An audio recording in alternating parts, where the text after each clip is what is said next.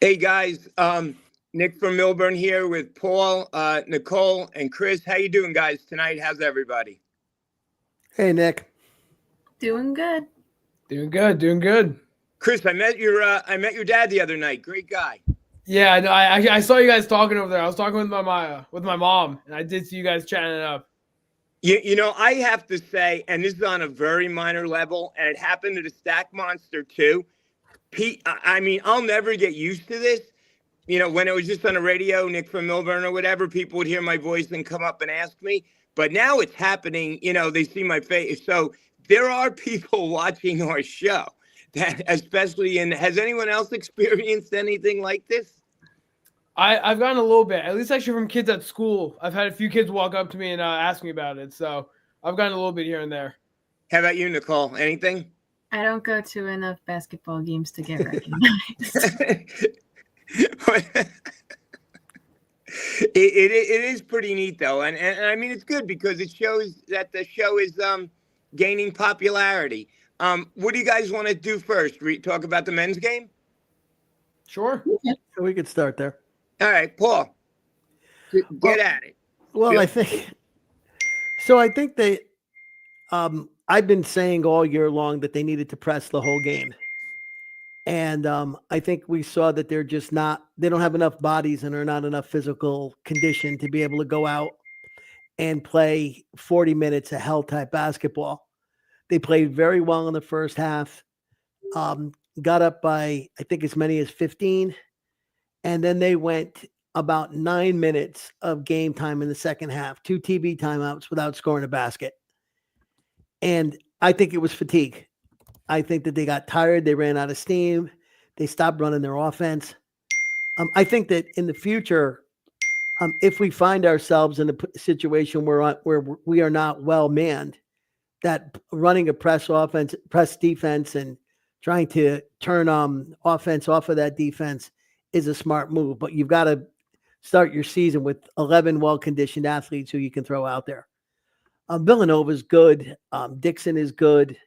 Villanova has underachieved all year long. They're trying to make a push to get into the NCAA tournament. They're back on the bubble watch, at least in ESPN's. But I think it was very disappointing to play as well as they did for as long as they did. And then all of a sudden you could see their legs. They didn't have their legs under them when they were taking their jump shots, and they just ran out of steam. What can you do? I think it was definitely the tale of two halves. I think what happened was I think Nova schemed for Coleman because Dylan was getting wide open looks like you can't believe in the first half. And he was hitting them. He was on fire, and then Coleman chipped in. And yes, the press was working. I think it was a situational press. I don't think they pressed on every play, but I think when they did it, they rattled Nova.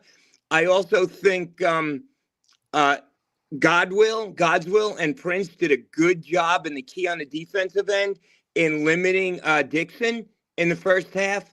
But then in the second half, I mean, they made adjustments. I don't even know if Dylan scored till later in the second half. Dixon just stepped up his game incredibly, and he basically took over. And again, the theme with this team all year, we never give up. I mean, with only 2 wins in the Big East, you would think there'd be, but no, they fight till the end.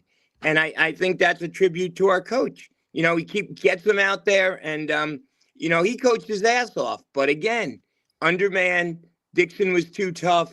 What do you think, Nicole? You watched the game. What were your thoughts? I did watch the game, and when I first tuned in about a couple of minutes after the game started, I was surprised that we were even winning, just given the track record of the team this season. Right. So when we were up at halftime, I thought, oh, this is going to be an easy win. Like, they're playing great. And then it just all fell apart after that. Hi, Mrs. Jones. What's up? Chris's mom's on. Let's go, Lisa. Oh, and Mr. Hathaway's on. Bill from Orange. What's up, Bill? How you doing? Yeah, Nicole, what else do you think? What were your other thoughts you have about the game the other night? I just think that at least for the team this season, it's just a question of what is going wrong. Like, the first half was great. The second half was atrocious. Right. Like Paul mentioned in the group yesterday or the day before, whenever it was, they didn't score for two TV timeouts. 2. Right. You know how many minutes that is? Right. That's insane. Like, how is that? Like, and I know that they haven't been hitting their threes and they haven't been getting their free throws, but those are free points that could have helped them at least try to get back into it. Sure. It's just mind-boggling. Do you think it's a talent gap? I personally think it's just the fact that they're really missing a true guard. Yeah. It could be that. It could be a ton of different factors, and we probably will never know. Chris, what are your thoughts? Yeah, this game was rough. This game was rough.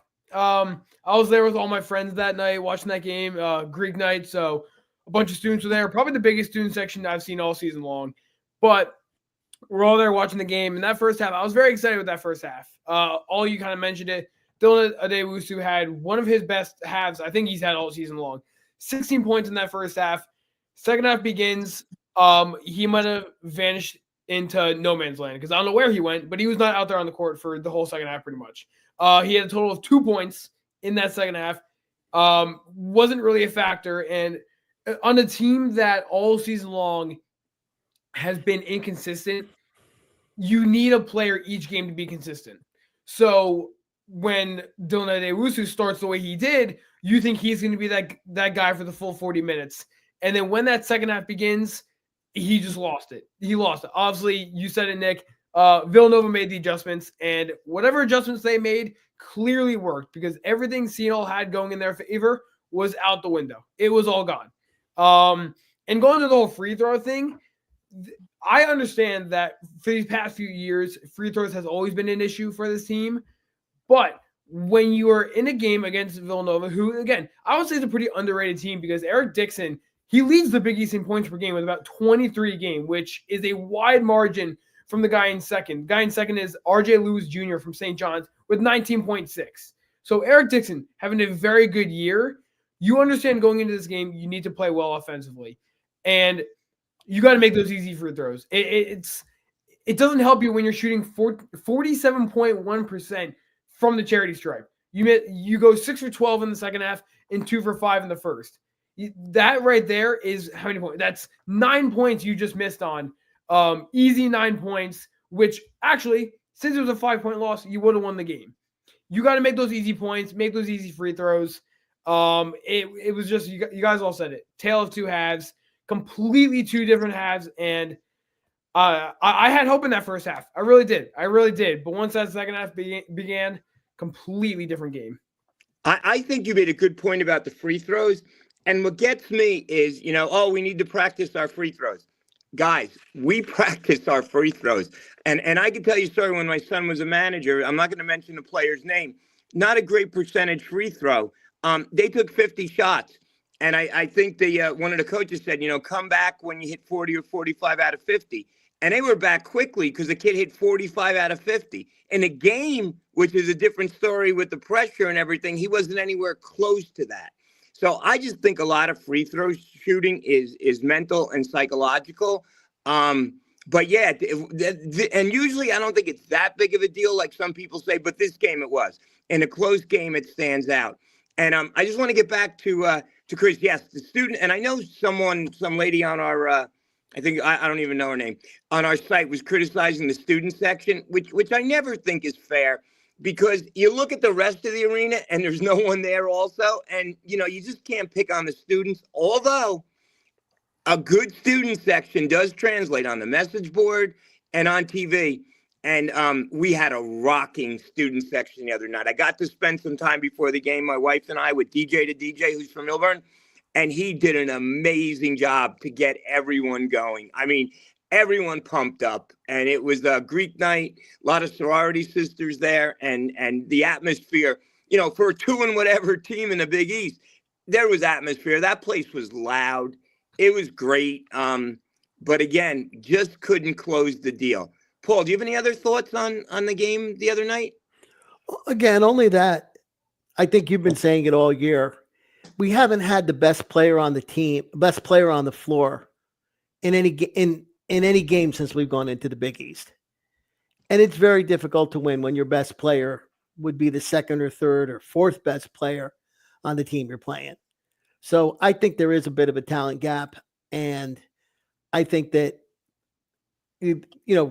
Coach Holloway is doing everything he can. I don't know that there's much you can do when, they got Eric Dixon and we've got, Gus Bus. It's a difficult situation. Yeah, you made a good, let me ask Nicole and Chris this. And you made a point about not being able to press because we were undermanned. Where was, I guess Jenkins has a long-term injury, and what's the deal with Middleton? Anybody know? Nicole, Chris, anything? And you hear anything about that? Yeah, so at least for Chauncey, the odds of him coming back are not high. They're not. After they get in that injury in St. John's, I believe it was a knee injury. It's not looking good. I got some friends that are the managers there, and they told me that the odds of him coming back, maybe even for the Big East tournament, it isn't looking well. It's not. So Chauncey's a little bit of a long shot to see him back out on the court. Scotty, I've been hearing a little bit here and there that he should be back for the next game. There is a good chance that he will be. I think it was just a lingering injury he had from earlier in the season, but it's nothing too serious. Like Big East tournament, he's pretty much there. He should be here for the last game of the season, but again, Chauncey, not looking good. Nicole, you have thoughts on? You hear anything? I know you're plugged in pretty good to the campus. I didn't really hear anything from my sister or my friends that are still on campus, but I did want to add one other thing regarding that game. It's obvious that Eric Dixon, I believe is his name, he bailed Villanova out 100% in that game. He was nowhere to be seen from the first half, and then the second half came and went, and it was all him. Totally took over. Mm-hmm. Nicole, did someone else join us? Yes, I believe that's Bill from Orange. Oh, Bill. What's up? How you doing? What's up, Nick? You see the men's What's game going the other on, night, brother? Bill? What's up, bro? You see the men's game the other night? I saw a little bit of it, but I saw the first half when Seton Hall was in the lead and they had a 16-point lead. They had a good margin at halftime, but they fell kind of short at the end. What do you think happened, Bill? Well, I think what it is it's like we said all season with this team, with the loss of the players last year, and the personnel with Chris said, one of your guests said, Chauncey is out still. He's undetermined when he's coming back. If he's coming back, it's the personnel. That's what it's called. It's how many, they had more personnel than we did that night, and they were, they came back and they beat us, and it is what it is. Right. Shaw didn't forget how to coach overnight, and you could make the argument that he's doing a better job coaching this year than he did last year. He's coaching his butt off from what I see. Yeah. So and also, I agree with you. I totally agree with you. Yeah, I think I agree with you, Nick. Look, when you have a record like that, people are going to point fingers. It's just human nature. But when you really go and look at it, he's doing a heck of a job. What can you do? I mean, the team, the roster is what it is, and you just get the most out of it. And I don't think anyone else could do any better. We beat UConn at home. You're right. I'm actually going to be at the St. John's game tomorrow. I'm covering that. So I'm looking forward to go over to the Garden again. So it is what it is. Compared what this is what he's nailing. It's the personnel. It's Jenkins being out. Then I think Middleton was out prior to that. I believe so. But it fluctuates. It is what it is.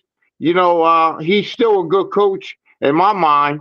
He came through the ranks of Seton Hall, and he's still, one of the premier coaches in the Big East, in my book. Amen. And if not the country, because I know during the off season there are schools that sent out feelers and wanted them. But speaking about good coaches, we have a very good coach also on the women's side. Coach Pizzella, Coach B. Oh, absolutely. The women's game the other night. Chris, you want to start us out with that? Yeah. There is one name and one name only to be talking about from that game. Savannah Catalan. I'm going to start calling her Superman, Superwoman, whatever you want to call her. She's a star. She's a stud. What I witnessed from that game was spectacular. She could do everything. And no matter what the circumstances were, she found a way to overcome everything. I remember at one point throughout the game, I think she jammed her finger or something because she tried to intercept a pass, and you saw visible pain on her face. She played out the rest of the game, still got a career high, and the 36 points that she had is now tied fifth all time in Seton Hall history of most points in a game on the women's side. What she's able to do, she completely changes this team. And although we did see that Jada Eads was out that game after getting injured at St. John's, was an unfortunate loss. But this is still a team that I've been saying all season long, there is fire and power all over the roster, no matter where you look, whether it's Faith Masonis, Savannah Catalan, Amari Wright, Kaden Lawson, like whoever it is, anyone can score when they want to. This game, it was clearly Savannah, and she made her name known in that Walsh Gymnasium. It was an exciting game to watch, especially as we inch closer and closer to the Big East tournament. These games matter more and more because also in that same exact day too, Marquette was playing Xavier. Go on, Bill. Bill, you got Yeah, something? I agree. I was at that game. Savannah Catalan, she had about 36 points. And compared, I'm looking at the box right now, 11. She had 6 rebounds. Also, Faith Masonis was really key in that game. She had a total of 13 points, 11 rebounds. Like Nick, I've covered the women's team for a very long time. And, Tony is one of the best coaches in the Big East. He has a team that sits there. They can fluctuate. It could be Masonis one night, Catalan another night. The young lady Larson, Amari Wright. He's going to be looking good, and if he gets his NCAA bid, he's going to be looking good going into the Big East on Sunday. Hopefully, they get the win, and that'd be 21 wins going into the Big East tournament with 21 wins to any team in the Big East. Chris, do you have some other thoughts on that? Yeah, no, I mean, I'm just happy to see this team get their 20th win. Also, to have them hit that mark on the season overall is amazing. And also talking about or going back to before how I was saying how Marquette played Xavier, Marquette won. So we're still tied with Marquette at a 12-5 record in the Big East. This final game means a lot. Seton Hall, they're playing Xavier, so now they have a good chance to get that win. Marquette, I could be wrong, but I believe they play UConn. So with them playing UConn, let's say UConn wins. We then take the third spot above Marquette, and that means we completely avoid UConn in these tournaments until the championship. Yep. So this final game could mean whether Seton Hall makes the finals or not. So obviously, Seton Hall's got a good chance to beat Xavier, but seeing how the Marquette and UConn game play out, it could completely change the odds that Seton Hall has to make the finals. Last night, I caught UConn and my favorite female player of all time, Paige Beckers, against Creighton.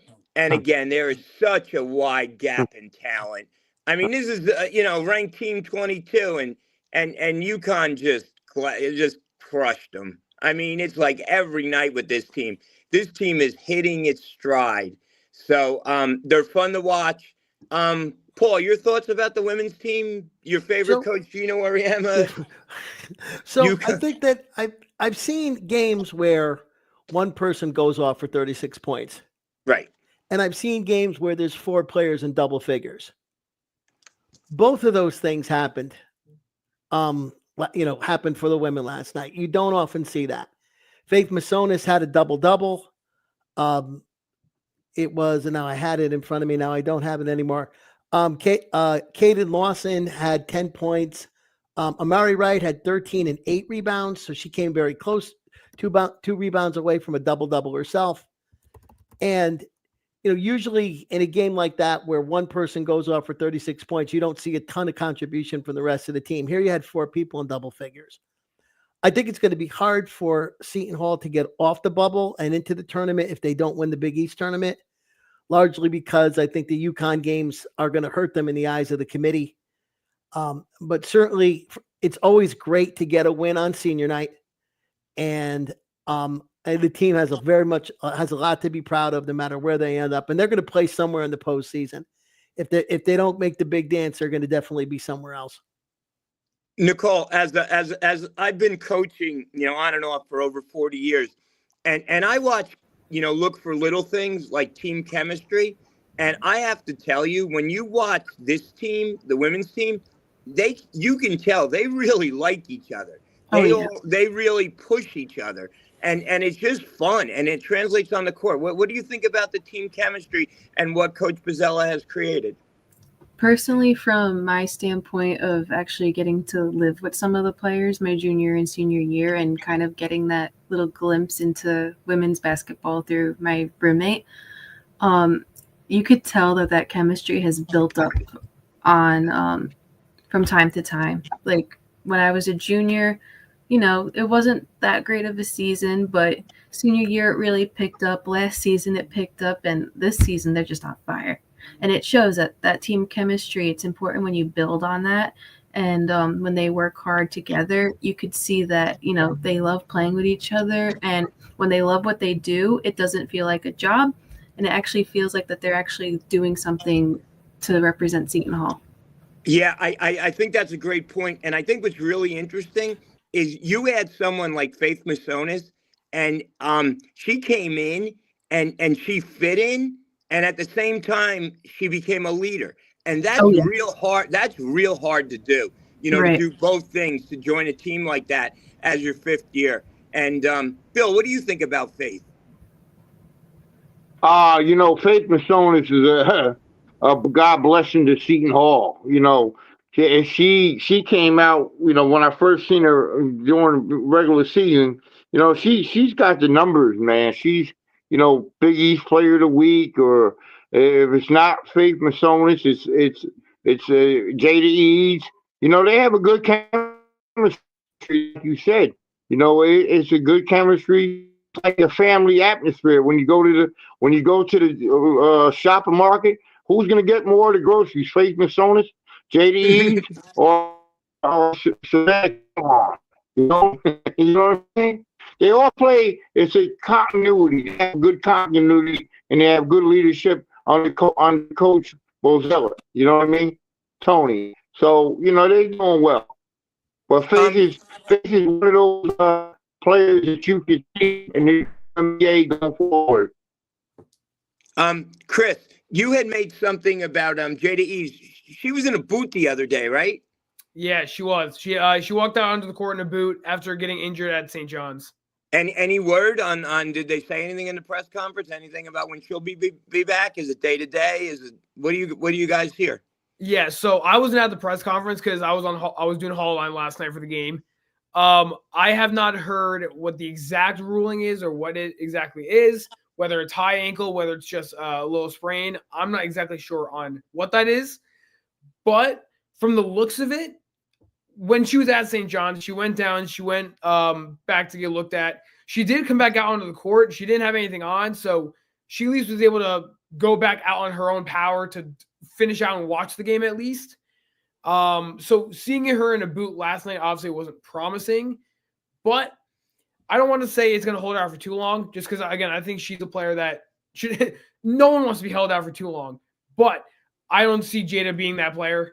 Like, if she can find a way to get back out onto that court, she absolutely will, especially with the team that she has around her. They all want her back. She wants her back. Coach B wants her back. She'll find a way to get out there. So, again, we still got some time until the Big East tournament. I believe it starts on March 12th. So she's still got about 2 weeks until that starts up. But I don't have an exact definition, I'll say, on what the injury is. Paul, do you know when the Big East tournament starts? Because I thought it was the week before the men. Do you have any idea? And It's March March next, 7th it's to 10th, March 7th. and March I'm Yeah. 7th sorry, to Paul. 10th in the Mohegan Sun Arena. Yes. No advantage to UConn there at all. But they don't have enough advantages. Let's go play it in the Mohegan Sun Arena, right? Because there won't Wait, be any not to UConn people interrupt there. you. Is that where the game last night was? The Is that what Seton Hall game? the women's game, the UConn game last night? Where was it? Oh. What? Do they play all their games, all their home games at the Mohegan Sun, or do they play them somewhere else? I don't know where I'll have to check that. The Connecticut Sun, the Connecticut WNBA team plays at the Mohegan Sun Arena. Because the reason I ask is wherever they played last night, 17,000 people. That is insane. Really? If we draw 10 for a men's game, it's a lot for us. 17,000. They played at the XL Center. Wow. So they sold out. That's amazing. Yeah, sold out That's the Harbor Civic really Center. amazing. Honestly, that's great for women's basketball in general too. Yeah, absolutely. And any other thoughts on the women's team before we move on? Anybody? Bill, anything? This team has done well this year, and let's hope for the best against Xavier, and hopefully they'll get the win. What do we have left? One game left? Well, Yeah. no. Yeah, Xavier on Sunday. Yes. At Xavier, right? Yeah. Yep. Yes. Yep. Paul, your thoughts on the women finishing up here? Well, again, I just go with what everybody else has said. You know, you have to keep the momentum going. Have to go into strong in the Big East tournament, and then you see what happens. The conference tournaments are becoming more and more a crapshoot in both sides of the bracket. Nicole, anything? When it comes to these tournaments, I like the mentality of, you know what, you've made it here, you've got nothing to lose. Just play your heart out and do your best. That's all that matters. Great point. Survive in advance. Chris. Yeah, no, this final game's gonna be huge. Again, Seton Hall will be playing at Xavier, and just to confirm, Marquette is playing at UConn the same exact day. So they got their final game at home, and again, if UConn wins, Seton Hall avoids UConn until the finals. So as important as our game is, that game might be even more important for the sake of Seton Hall. So we'll see how both those two play out. Good. So moving on here, and people have mentioned this on our board, and this has been kind of a hot topic. Our athletic director, our great athletic director, Brian Felt, who I'm a fan of, sent a letter saying that, now you have to understand, I'm not sure if the actual season ticket price is going up, but there's a premium charge for each seat. Okay. And that is going up next year. And I guess that is going up as part of, the new rules on NIL. And I guess a portion of that will be used. Let me just give you a quick history. When we played at, the Byrne Arena, whatever, the Izod Center, and then moved here, Bobby Gonzalez, his first year, that's when they implemented this premium ticket charge. So what you did was you donated money to Pirate Blue, and it was a point system. How long were you a season ticket holder? How much did you donate? Were you a former athlete? Are you on the Board of Regents? And a couple other things. And then that determined where your seat was. Okay? So now they've had that for a few years. And that first happened, I'm going to be quite honest, they did lose some season ticket holders, to be honest with you. So that number, but I think over the years, especially with, when we got hot with Willard, that has picked up. So if you want to be a season ticket holder, you also have to pay a premium. And I was talking to your dad about this, Chris, a premium price for your tickets to get a better seat. The more you pay, the better the seat is. And with the other things. So let me just say this. I don't have a problem with it. I understand, the NIL, and I think a lot of people don't, or they're late to the game, and it is confusing. And I think if there's anything, our base needs to be educated a little bit better on the NIL.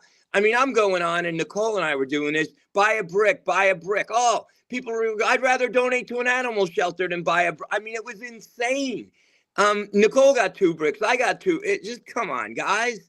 But yeah, so, we have a very limited donor base of fans right now. And, I don't see George Kurz coming on a white horse right now to save the day. So we have to do this. And I have no problem paying a few more dollars. But I just want to know what everyone else thinks. Paul, your thoughts? Well, I think that the concern is the more and more professionalization of college sports. And, Nick, you're a Seton Hall man. Your father went there, you go there, your son goes there, your grandson will go there, your great-grandson's going to go there. It doesn't even matter, right? We know this. It's in your blood.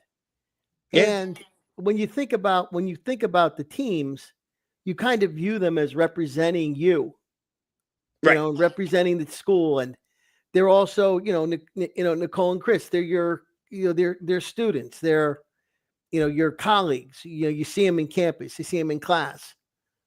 The more they become paid mercenaries, and the more they stay for a year, the more that bond breaks between the alumni and the community and the players themselves.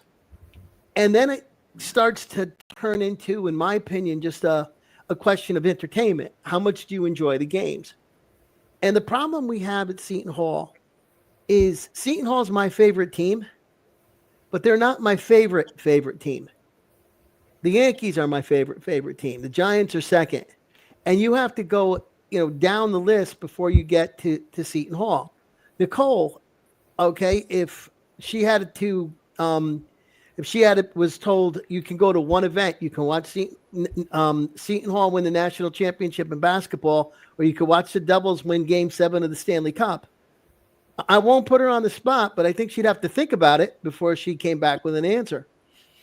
So I think that it becomes harder when you're in that category to try to increase the amount of revenue you're going to get. So I think it's going to be a very difficult sell. Now, right now they're targeting the diehards, and that's probably the safest people to target. But I wonder when this becomes a bigger problem, if some people start to say, it's not important enough to me to pay a VIG, for the program. That's my concern. See, I was going to use the term VIG, and then I thought that you might be the only one. But yeah, okay, so you're right. It's a VIG. It's a VIG. It's like a VIG is like if you were to bet on something, a bookie is going to charge you a VIG because all the bookie wants is bets even on both sides, and then they get the VIG, the extra money, so they're going to make out no matter what. But I look at it a little bit differently, Paul. See, I look at it that I'm a fan of the New York Yankees. I'm a fan, sorry, Nicole, of the New York Rangers. I am a supporter of Seton Hall Pirates and Seton Hall University. And as a supporter, I donate to Pirate Blue. I donate to this. I buy merch. And I do it as a supporter. I look at it differently. Chris, what are your thoughts on the, I know your dad's a season ticket holder, about the increase in the premium price? Yeah, so I just got back from having dinner with both my parents, and they just told me about it. So I found out about this whole increase in price, I'll say about an hour and a half ago. So when I was told about it, my issue with it is timing. The timing of it is not the greatest. I'll be honest. When you tell people that they have to pay however much more it is after the season they just had, that's where my issue comes into play. If you said this 3-4 years ago, by all means, I'm paying that any day of the week. Right. But they got 2 wins in the Big East. I don't think there's any, as much of a supporter, fan, all that. It's not as easy to just say I'm gonna keep throwing money at a team that hasn't, I'll say, given back, because again, this season we haven't gotten much back. We haven't. So I just don't think the timing of it is well, and I get the whole reason behind, again, trying to support NIL. If you want to support NIL, I feel like there's better ways to do it. again, I think you just gotta time it out better. You gotta understand when to do it, how to do it, and I just don't think this was the way to do it because I'll be honest. I don't know if the Jones family will be season ticket holders next season. I'm not completely sure yet, but I just don't think this season really helped that case. You know, you do get the young alumni package, though. You do that. I do. So you don't know, Nicole. As a young alumni, what do you think about this? You know, Well, let's put it in the perspective of being a season ticket holder. My dad and I had season tickets for the New Jersey Devils the past 2 seasons, and right? back in the early 2009s, we had them for a couple of years as well. Being a season ticket holder, you are not guaranteed to be able to go to every single game. You've got work, personal life, family commitments. You should at least be able to get a return on investment, at least face value for your tickets. I am not exaggerating when I tell you how difficult it's been to resell our Devils tickets for at least face value. We've had to sell them for at least 75% what we paid. And you know what? We had tickets up in the restaurant area of the Prudential Center. So yeah, I know it's a little more of a luxury. Not everyone gets the opportunity for that, but you know, they're not cheap. I'm not going to give them away.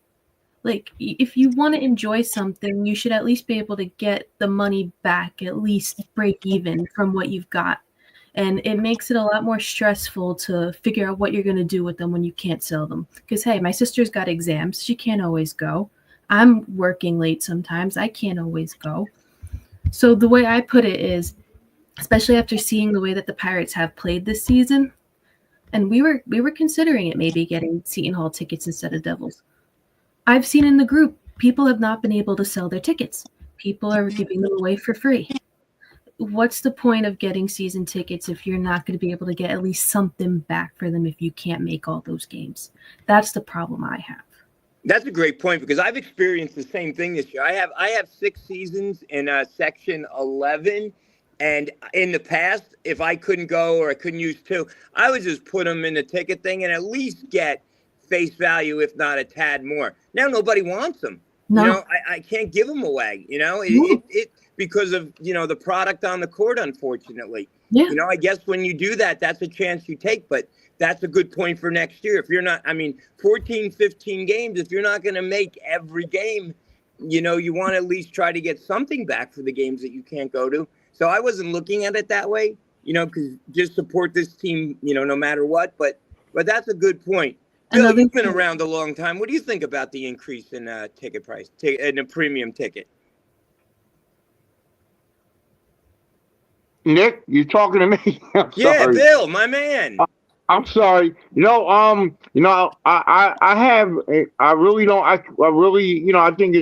think it should be what it is. I think for the fans, I think it should be a fair price, a decent price, or an affordable price.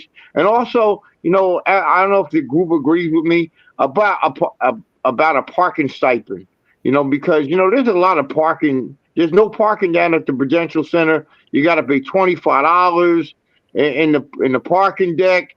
Then you got to pay them outside lots either, it depends, $25, $35, $40. Where's this money going to? When the Prudential was built, it should have been built for a decent parking spot, and there's no handicap parking also.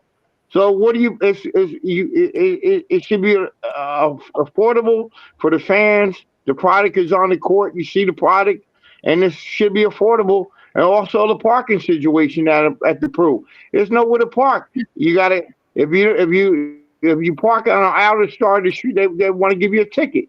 There's no decent parking down at this arena, and it should be addressed by officials in Newark. And it's no win situation. And now you have coming up with the Devils, and now you have the East Regional Finals coming to the city of Newark for the second time in the tri-state area. And the it's got to be affordable for the family to pick a packet and choose it and root for Seton Hall. Yeah, when Sharp James built that arena, they just built it on a city block. And what you have to understand is a lot of those parking lots were already there because for people that work. You have the police station there. You have other companies. So they were, they're used all day. And yes, it's pricey. When we first, I don't know if anyone knows this, but when we first moved in there, and I took advantage of this, you would go to the Broad Street station, okay? You take New Jersey Transit to Broad Street, and there were shuttle buses for free that would take you directly to the arena. And I was there opening night for Bon Jovi, and I took advantage of it. And then the athletic director at the time, Mr. Quinlan, was on the bus with me because he wanted to see how it worked. And Seton Hall did keep that for a little while. And then they abandoned it, maybe for usage or not. But that's an excellent point. Yeah. If you're a Seton Hall fan and you're going to games and paying for parking and everything else, it's not cheap. So, Bill, that's a great point. Bobby, we were just talking about the raising the premium ticket price. What are your thoughts about that? Real quick, I'm not sure if Chris's mom's still watching the show. This is a true story. So I was fortunate enough for my parents paid for my college education. Right. Cash. So they're all proud. I mean, I'm the first one to go to college and stuff. Both my parents didn't even graduate high school, for whatever reason back in the day. So they're all proud. So, but my diploma comes in the mail. My dad takes it, goes right to one of his people who made one of those, like the nice wood, like behind Chris right there, right? So he finally gets it, and he goes. My mom and dad go to read it, and they go, "What the hell is this? It's all in Latin. It looks like Rutgers, for God's sakes, because it's not even, it's not even in English. It looks like I went to Rutgers." So that was a joke I always had, that I went to Rutgers instead of going to Seton Hall, because it's all in Latin and doesn't really say anything about Seton Hall in there. Yeah, your mom's still here. Anyway, all right. So my thoughts about the ticket price would be, I could see both sides of the equation here. Do the Yankees raise prices when they're awful? No. Do they raise prices when they're good? Yes. And so I could see people being upset because we had such an awful season for the most part, and why they're raising the price for. But then again, you're raising the price because we need the money to start keeping some of these players. It's a real slippery slope, I guess is the word I'm looking for, and it's a tough thing to do. It's a tough thing, and it's again, I'm privy and blessed as Chris is and whatnot, to have some media stuff that we get into. I don't pay for anything, thank the Lord, and I'm very grateful for what I've built. But I can only imagine getting that letter in the mail this week and going, "What the heck is this? We're 8-20, for God's sakes. What are they thinking of?" If anything, you want to raise the price for the women's tickets, so they're going to be good for I think they're going to sustain their success. And Bill, Bill's my partner there on the press row. They're going to sustain their success for a few years now, especially. Absolutely. I agree with Bobby 100%. Because the bottom line is, when you want to go to a professional game like the Devils or the Yankees or the Mets, you got to talk about main things: the food, the parking, and the product on the field. You know what I mean? And it is what it is. And Bill, back to the food real quick. And I told Bill this every time we sit together, they got to fix Walsh Gym. You can't have a crowd like you had last night. That crowd I'm sure you guys had last week for UConn, and had one concession stand open. They got to figure something out. They got to make it easier for the fans to get a beverage, get a pretzel or something, in between quarters or something. That line lasts, a good half hour at least. Yeah, and one concession stand that doesn't take debit or credit cards, too. Oh, I know. It's just cash only. Yeah, so. Just cash only. Yeah. Now, Nick, and I'm not sure who was there for the 2 Walsh games for the men's team this year, but they had an extra concession stand open just for the men. They even had souvenirs for the men's games. So why are you doing that for the women? They're missing out on a huge opportunity for sales and branding the Seton Hall Pirate to young girls who are there watching Faith and the rest of the team. I've been saying that for years. And the other thing is, they don't even have the bookstore open a lot of times when the women's That's insane.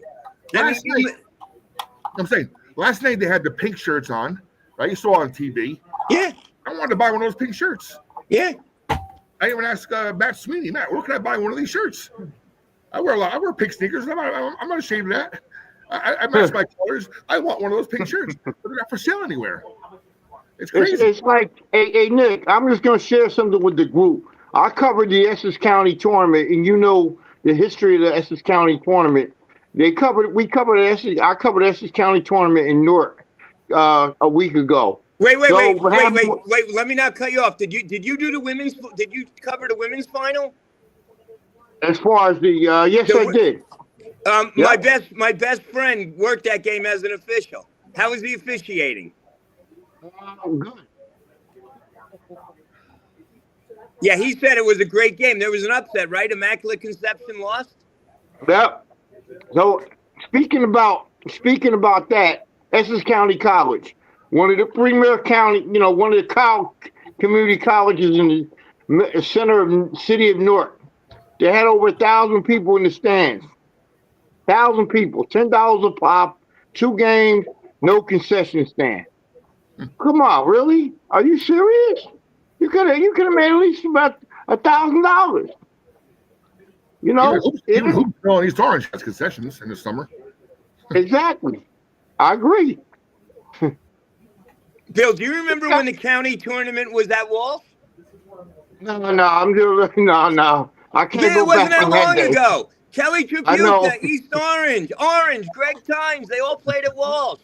Our Lady of the Valley from Orange. Bill, come on. I remember back in the day when we played. Yeah. Quick question for you. What are your thoughts about, because we play them, they're in our bracket, the school I do the broadcasting students for, St. Mary Rutherford.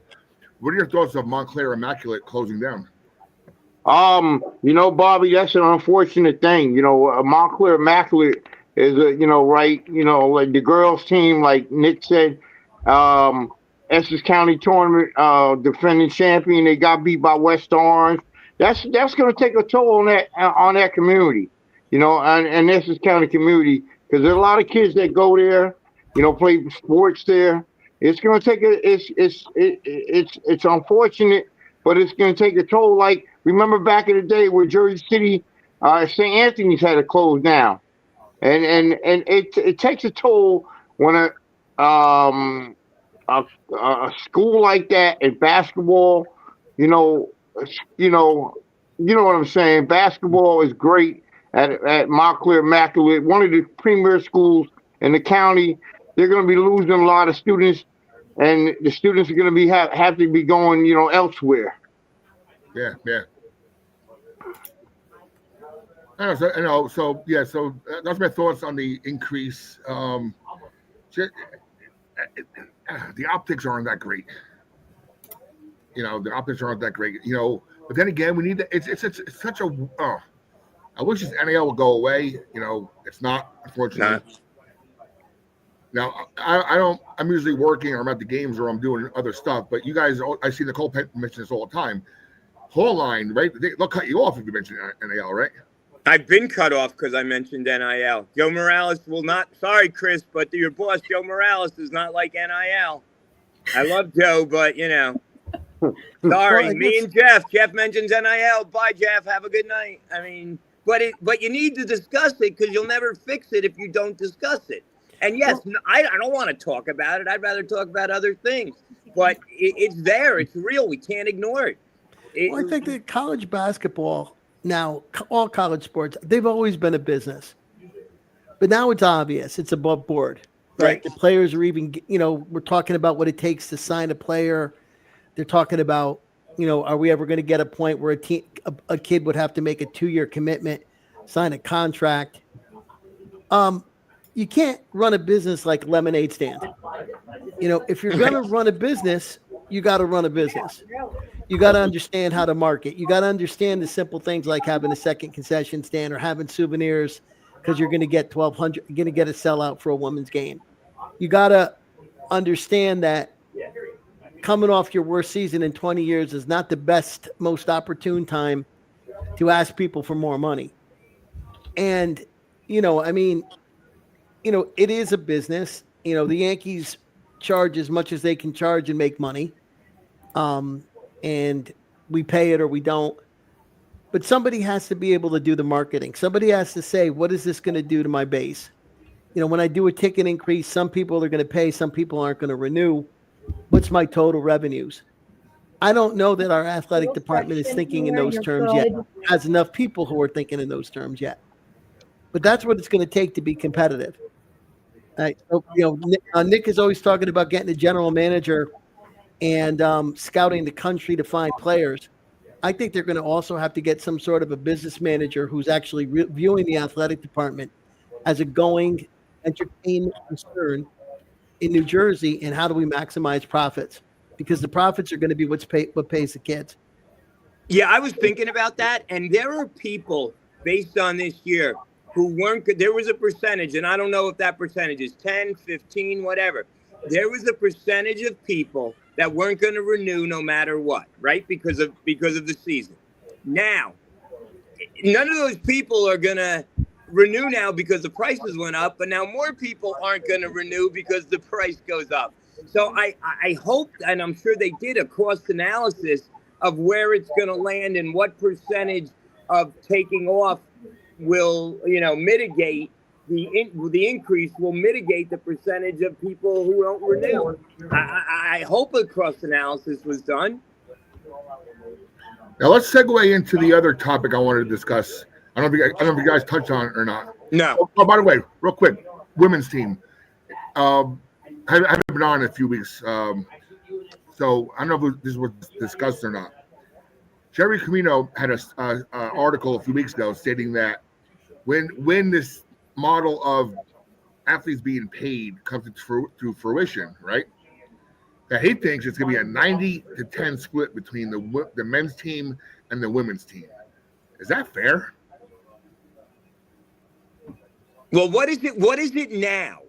Like I wouldn't know, but no one would know now. But I'm curious what Faith got in her, and we'll never know. It's all speculation. In her NIL compared to, I don't know, someone that we brought in with their NIL, like let's say Tome. What did Tome get in his NIL and Faith with her? Is it comparable? Is it the gap 90-10, 50-50? I'd be curious to know what that is. Well, especially happened to a school like UConn, which both programs are elite. Right. How does that work out, right? Well, that was, Bobby, what I was going to say. If you think about this as a business, it doesn't have anything to do with the effort of the athletes, how much time they spend.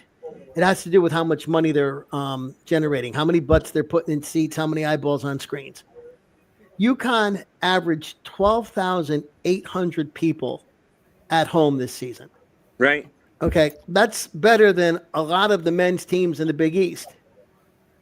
And so I think that if you're drawing 13,000 people a game, you deserve to get the package that you get from the school ought to be should be according to that. Last year, I understand that the NCAA women's tournament did ratings that were comparable to the men's tournament.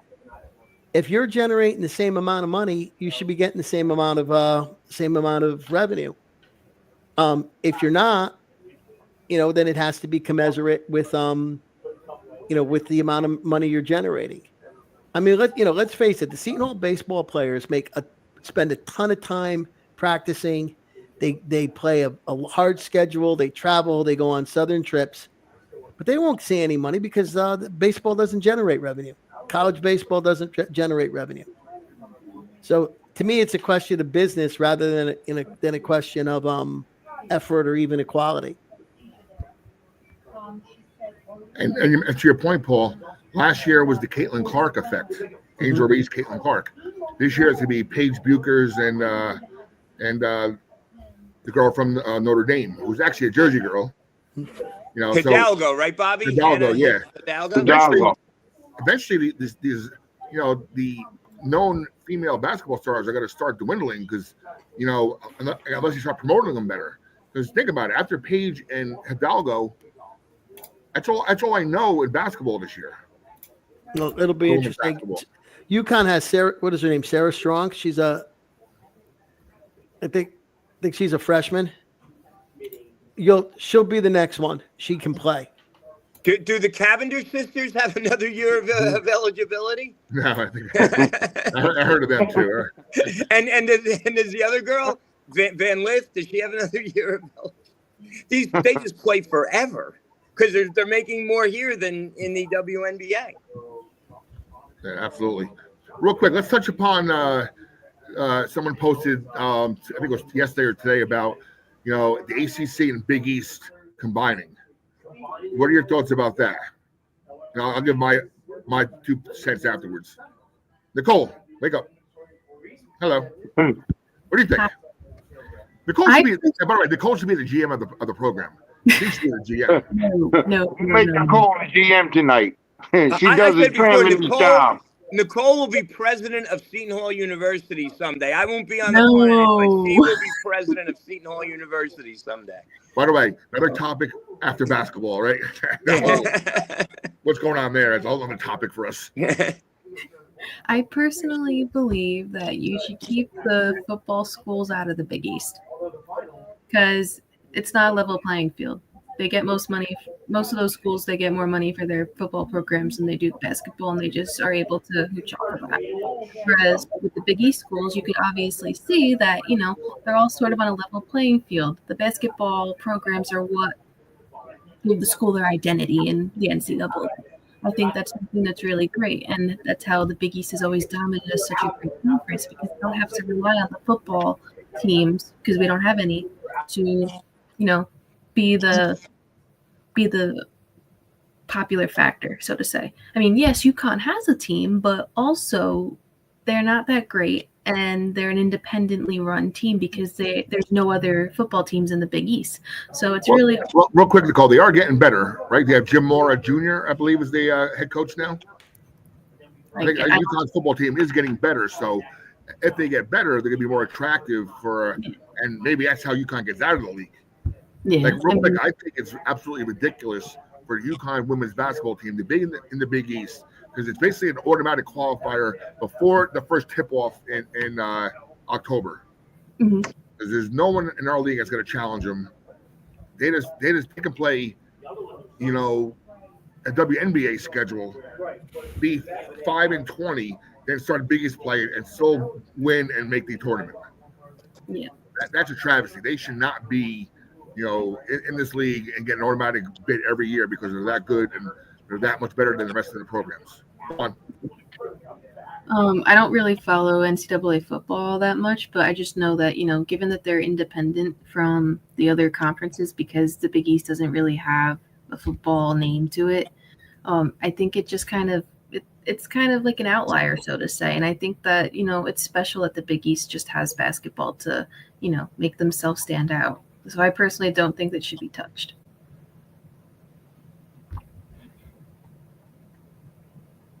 Chris, your thoughts? Yeah. I will say I'm not the biggest fan of the whole conversation because with the combination of what Nicole said and a combination of everything that we keep mentioning with the whole NIL, when you want to even think about the whole idea of joining together with a conference that has the likes of Duke, Clemson, UNC, Pitt, Notre Dame, all these schools.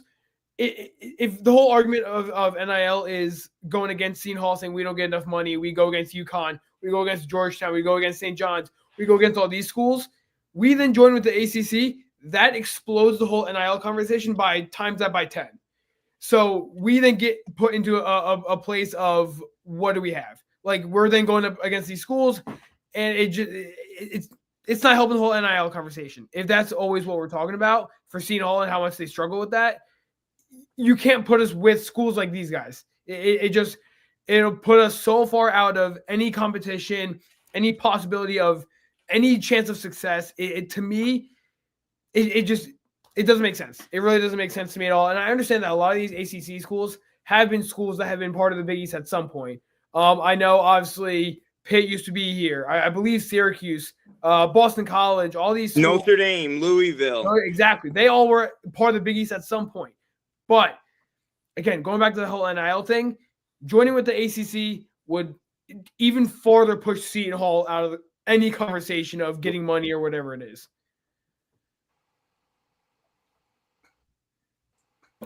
Bill, what do you think?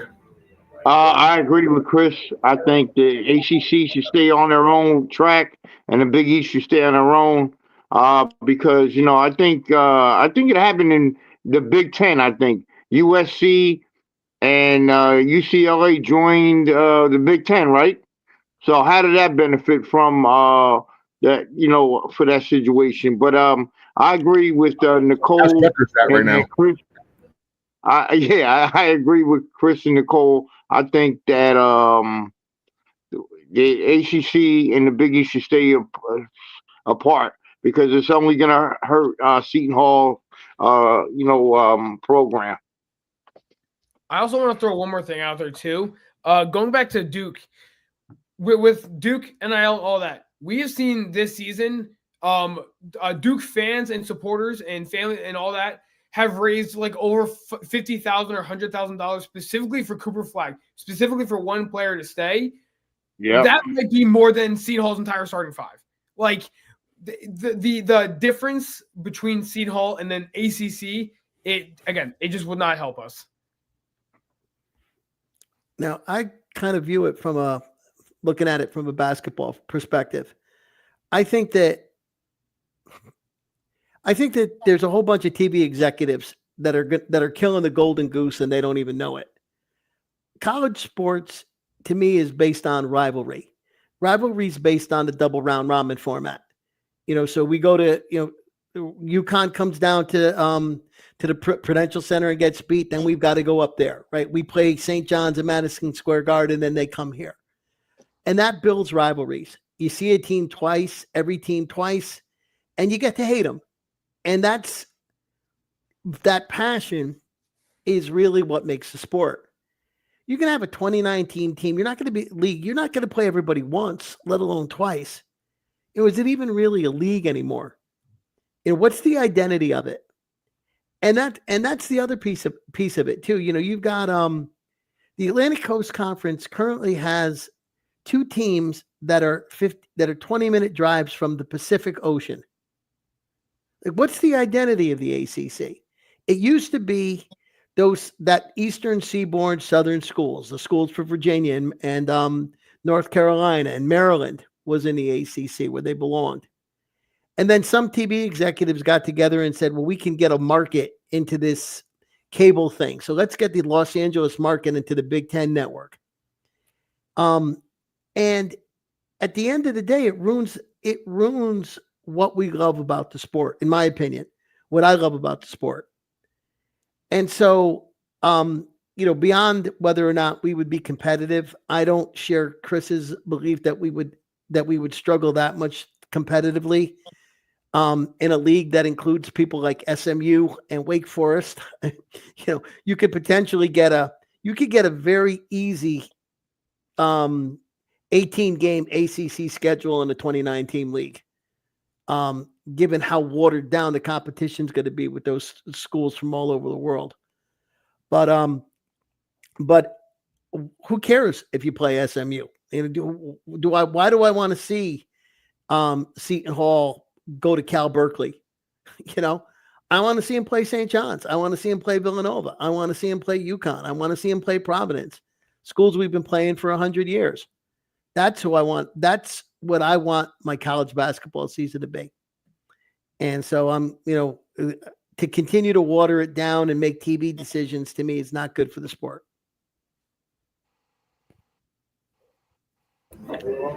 Real quick, my 2 cents will be more on the business side of things. Now, you bring in the ACC schools, and all of a sudden, when Duke and Carolina and maybe even a Clemson comes up to Newark to play, you know what? They're going to have to open up the whole arena for tickets, and there's more revenue for our teams. Again, I see it strictly from a business standpoint. From a competitive standpoint, no way. But from a business standpoint, we have opportunity to make more money because who wouldn't want to see UNC play in Newark or Duke? So from that standpoint, and Gary Dreyfus, our old friend, he agrees with everybody too.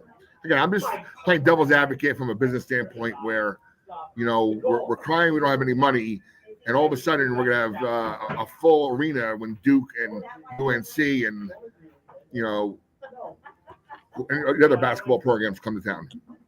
You have to remember, and Paul made some good comments, but the Big East was put together with TV markets. That when they aligned it, they said, let's go to the New Jersey market, Seton Hall, the New York market, St. John's, UConn, Syracuse. So when it was put together, TV's always going to play a factor. I think what's saying this is UConn's the only school that has a football team. Let them go. If they want to go, let them go. We shouldn't have let them back in the first place. I'm old enough to remember, though, when we did have a football team. I don't know if we were club or division, whatever, but at one point, Seton Hall did actually play football on the football field. And Bobby and I are going to do a show with Dan Dunn about the history of the Big East. The Big East in its heyday was amazing. And then, schools came in and we were revitalized. And then those schools left and we put a game plan together to make it, again, a basketball-only conference. And, Villanova won the national championship twice as a basketball-only conference. And then we brought UConn in, and they won twice, and they just basically play basketball. But they do have a football team, so I guess that's why the ACC is enticing them. But, I can't see us playing in the ACC. That's, Tobacco Road. That's ridiculous. We need to stay where we are. We need to identify with who we are. And at one point we were selling 18,000 tickets at the Byrne Arena. And we can do that again. We just, have to go about the right way. At one point in time, we had the number one recruiting class in the nation with Eddie Griffin and Andre Barrett. Yes, number one recruiting class in the nation with Tommy Amaker and Coach Hill doing it. So, yes, Seton Hall can get back on top. I think we will. We just all have to be supportive and get together and work together for it. The only program that benefits from the ACC Big East merger would be the baseball program, because then you get to play all the big shots a lot more often, right? Yeah, and warmer weather. Warmer weather, definitely. Yeah. And Gary, we lose our Catholic school only League Two. Very true. Then again, there's the Demon Deacons, right? Isn't that Catholic? I don't know. Wake Forest is a Baptist school. Oh, okay. I know that. All right. Any final thoughts on the table? Oh, yeah, we all spoke, right? Chris, start with you. I just want to reemphasize, going back to what we were talking about earlier in the show, women's team. Keep a lookout for this team. Huge game against Xavier coming up, and then also, again, looking towards both Marquette and as well as taking on UConn. I said it before. Yeah, Seton Hall's game is important. Obviously, we want to look for a win.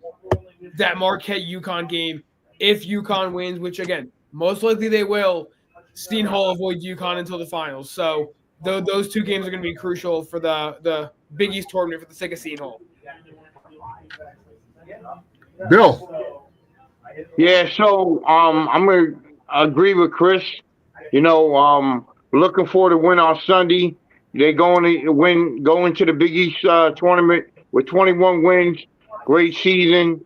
And look forward being successful in the Big East tournament. Paul.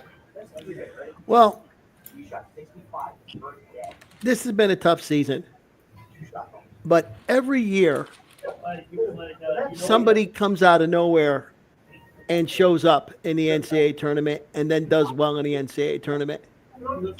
We even have a name for it, right? We call it Cinderella, and we watch the tournament because we don't know who it's going to be or where it's going to come from. So my question to the Seton Hall folks and the team is, why not us? Why aren't we the team that beats Georgetown and knocks off St. John's in the Big East final, and the next thing you know, finds ourselves playing in the NCAA tournament. Why not us this year? Coach Holloway's had it happen to him before when he was at St. Peter's. And I think that, if the team can finally get healthy, and if Jenkins can't play, he can't play. But if Coach Holloway has 10 guys and he knows who's going to play, it wouldn't surprise me if we're hoisting the trophy up.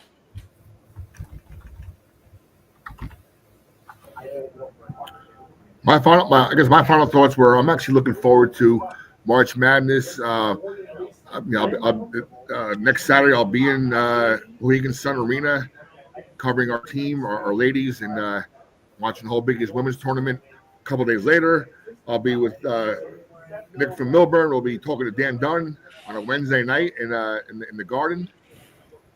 And then a few weeks after that, we have the Super Regionals they call it now? Is that what it's called? The East Regional. No, the Big Dance. We have Newark's home for the Sweet 16 and Elite 8 for the East. So Right. Yeah. looking forward to that. So we'll see what happens. There's a comment for Paul's there. Paul, don't think we have the horses. You don't have to be the best team. You just have to play better for 5 games. Hey, get that win on Wednesday, right? And see what happens. That's what we got to hope for. Nick, final thoughts.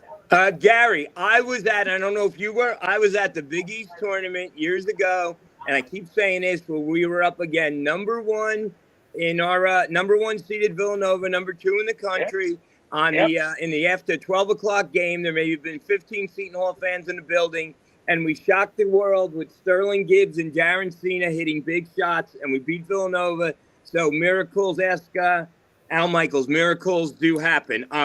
Quick shout out to our coach Tom Eccles, the commander Patrick Min for making all this happen. You guys are amazing. Thank you for giving me the opportunity. So a week from Tuesday, I have an appointment at Raven's Quill Tattoo Parlor in Maplewood, where I'm getting a Seton Hall Pirate tattoo that I will proudly display at the game on Wednesday. If anyone wants to join me, feel free. Thank you, everyone. Thank you. Good night. And Nicole. Oh, Nicole. I'm sorry. Nicole. You're so quiet down there. Yeah, I'm a little distracted trying to get parking for the NCAA at Newark. I got one, but I need another. I wanted to add, though, my freshman year, Miles Powell, Romero Gill, that era, Quincy McKnight, my dad actually got tickets to the Big East tournament, and we were 6 hours away from leaving to go to New York when it was canceled. Oh. And we actually have the pennant. My mom actually bought my dad a pennant for it to, commemorate that event. We still believe that if COVID had not shut it down, not only would have Seton Hall won the Big East tournament, but they could have potentially won the NCAA championship. You're right. And it's a shame to me because when you go from 2019 and seeing what that team was to now, it's just not the same. The connection is just not there. Like, I used to be so excited to watch Seton Hall basketball. Now it's kind of like turning into when the Devils were on their 2012 Cup final run when they were great, and then they just fell right off. I'm literally seeing flashbacks to that with this season, and I hope it gets better, and I'm optimistic that it will hopefully get better. But for now, both of these teams are breaking my heart. Nicole, did you ever see the movie Fever Pitch? No, I have not.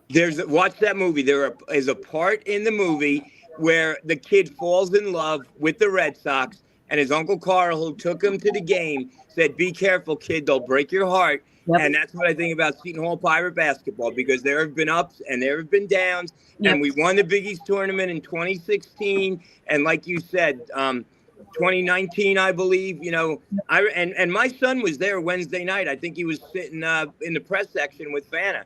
And then he, came home and said, "Dad, it's going to be canceled tomorrow." And there was the first game, and they canceled it at halftime. And, yeah, it was crazy. I remember that. And DePaul was actually winning that game at halftime, which is Yeah. believable to me at that point because they were not good at that point in time. Yeah, and I was trying to figure out a way that I could be one of the 300 Seton Hall fans and had a building for the night game, but yeah, it never happened. But Now, yeah, Nick, you're going to the Thursday, the 1 versus 8, 4 versus 5 doubleheader.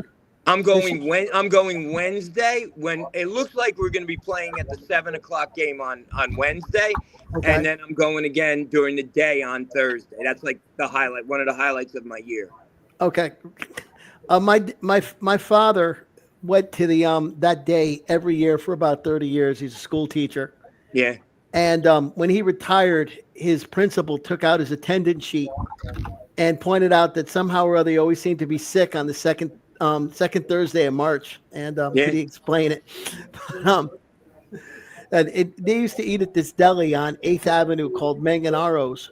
And that him and his friends went every year. Hey, before we say goodbye and before we have our final thoughts from the Gister down there, we are, essentially a college basketball program.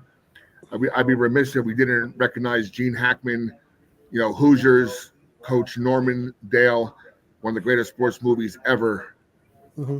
I'm gonna probably look forward to watching that maybe next week before the tournament and before March Madness. And what a shame, what happened to him.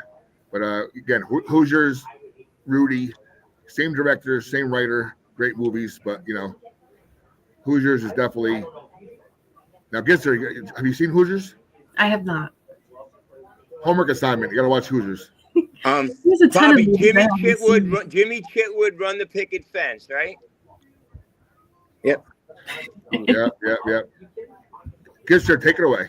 All right, before we break for the night, I just want to once again, as I always do, promote our lovely Facebook group because this show would not be possible without it. Invite your Pirates friends, fans, friends and alumni to join the largest and best Seton Hall Pirates basketball Facebook group on Facebook.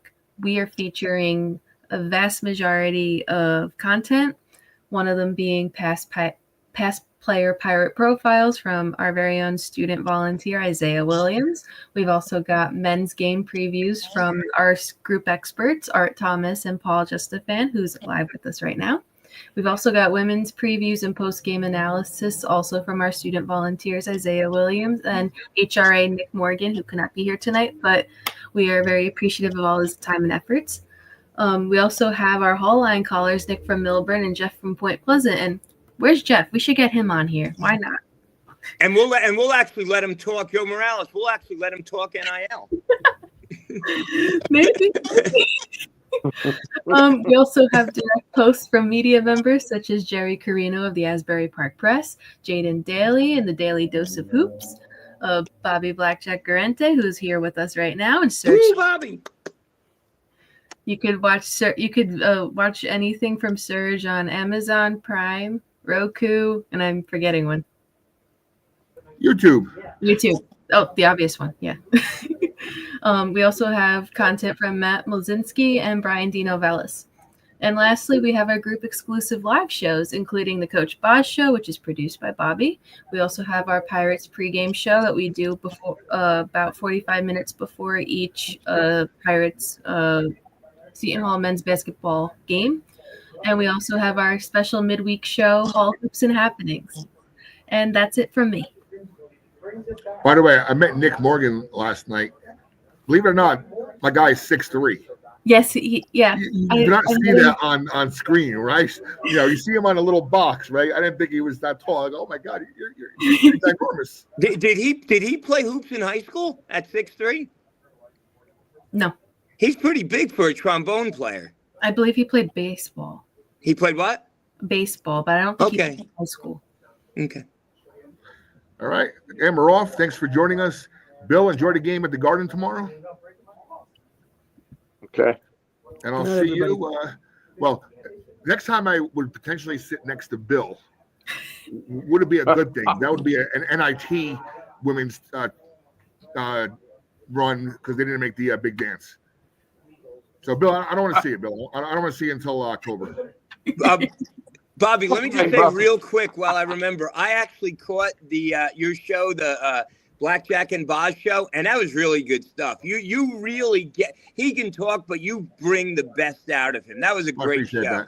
Great Well, show. we're planning something for next week. I'm not getting to Connecticut until Saturday. Thank God I can save a few dollars because they're not playing on Friday night. So I'm going to be bright-eyed and bushy-tailed Saturday morning, heading down I-95, and hopefully I am going to attend. There's a Pirate fans gathering. I noticed I got an email for, so I actually registered for it. Hopefully I'll promote the group and I'll promote the shows there as well next Saturday before the game. And if we win, like I said, we win Monday night against Xavier, then we have the night game, which is good because that'll keep me out of the blackjack tables for most of the day. So I'll be able to hang out and watch women's basketball all day, and I'll be loving it. Is that how you got the nickname Blackjack? We'll have that's another story for after the season. It's a long story, it's a fun story, but I'll definitely reveal that. And by the way, we keep joking about this, but I'm dead serious. We got to develop a Yankee show, weekly Yankee show. Spring training, babies in session. On behalf of my team here and behind the scenes, in front of the camera, behind the camera, this is Hall Hoops and Happenings on Surge Sports, on Facebook, everywhere else. Enjoy your weekend. Go Pirates. Good night, everybody. Let's get some W's. Good night. Good night. Good night. Good night. Good night. Good night.